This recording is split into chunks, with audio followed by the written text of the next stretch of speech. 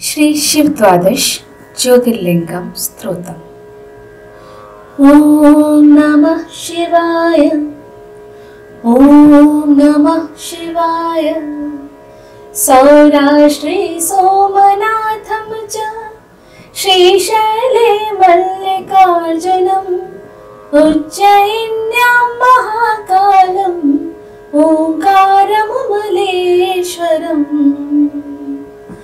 परल्यां वैद्यनाथं च डाकिन्यां भीमशङ्करं सेतुबन्धे तु रामेशं नागेशं दारुकावने। वाराणस्यां तु विश्वेशं त्र्यम्बकं गौतमी तटे हिमालये तु केदारं घुष्मीशं च शिवालये। एतानि ज्योतिर्लिङ्गानि सायं प्रातः पठे नरः सप्तजन्मकृतं पापं स्मरणेन विनश्यति। सप्तजन्मकृतं पापं स्मरणेन विनश्यति। सप्तजन्मकृतं पापं स्मरणेन विनश्यति। महादेव के सभी भक्तों को मेरा यानी श्रद्धा का प्रणाम। दोस्तों, सावन मास चल रहा है और सावन मास में शिव जी की पूजा मतलब स्वर्ग की प्राप्ति। दोस्तों, क्या आपको पता है कि ज्योतिर्लिंग और शिवलिंग में क्या अंतर है और कैसी हुई है इनकी उत्पत्ति? तो इस वीडियो में आज हम यही जानेंगे। तो आइए जानते हैं। भारत देश में हर गली में कम से कम एक मंदिर आपको शिव जी का मिल जाएगा। शिव जी के मंदिर में शिवलिंग की पूजा की जाती है और यही भगवान शिव का प्रतीक माना जाता है। शिवलिंग की पूजा करने के लिए अन्य देवी देवताओं के मंदिर की तरह किसी पुजारी या विद्वान की जरूरत नहीं पड़ती। देश भर में कई प्राचीन शिवलिंग हैं। कुछ स्वयंभू हैं तो कुछ मानव द्वारा निर्मित हैं। हिंदू धर्म में भगवान शिव की पूजा शिवलिंग और ज्योतिर्लिंग दोनों रूपों में की जाती है। ज्यादातर लोगों को शिवलिंग और ज्योतिर्लिंग के बीच का अंतर नहीं पता है। शिवलिंग पूरी दुनिया में हर जगह मिल जाएंगे, लेकिन ज्योतिर्लिंग सिर्फ 12 हैं। आइए जानते हैं कि शिवलिंग और ज्योतिर्लिंग में क्या अंतर है। तो सबसे पहले शिवलिंग के बारे में जानते हैं। शास्त्रों में शिवलिंग का अर्थ बताया गया है अनंत, अर्थात जिसकी ना तो कोई शुरुआत है और ना ही अंत।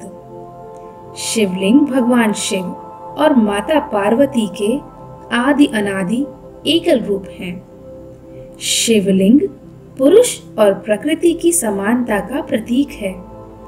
शिवलिंग बताता है कि ना केवल पुरुष और ना ही स्त्री दोनों का अलग अलग इस संसार में कोई वर्चस्व नहीं है, बल्कि दोनों समान हैं। शिवलिंग मानव द्वारा स्थापित किए गए हैं। इनमें से कुछ शिवलिंग मानव द्वारा निर्मित हैं तो कुछ स्वयंभू हैं और फिर इनके मंदिरों में स्थापना की जाती है। ज्योतिर्लिंग के बारे में जाना जाए तो ज्योतिर्लिंग भगवान शिव के स्वयंभू का अवतार है। ज्योतिर्लिंग का अर्थ है भगवान शिव का ज्योति के रूप में प्रकट होना। ज्योतिर्लिंग मानव द्वारा निर्मित नहीं होते हैं, बल्कि वे स्वयंभू होते हैं और उनको सृष्टि के कल्याण और गतिमान बनाए रखने के लिए स्थापित किया जाता है। शिवलिंग कई हो सकते हैं, लेकिन ज्योतिर्लिंग केवल 12 हैं और ये सभी भारत में ही स्थित हैं। कहा जाता है कि जहाँ जहाँ ज्योतिर्लिंग हैं, वहाँ भगवान शिव ने स्वयं दर्शन दिए हैं और वहाँ एक ज्योति के रूप में उत्पन्न हुए हैं। 12 ज्योतिर्लिंगों की वजह से पृथ्वी का आधार बना हुआ है और इसी कारण वह अपनी धुरी पर घूम रही है। साथ ही इसी की वजह से पृथ्वी पर जीवन यापन हुआ है।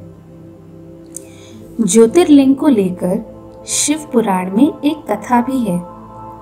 शिव पुराण के अनुसार एक बार ब्रह्मा जी और विष्णु जी में इस बात को लेकर विवाद हो गया था कि दोनों में सर्वश्रेष्ठ कौन है, और दोनों ही अपने आप को श्रेष्ठ साबित करने पर डटे हुए थे।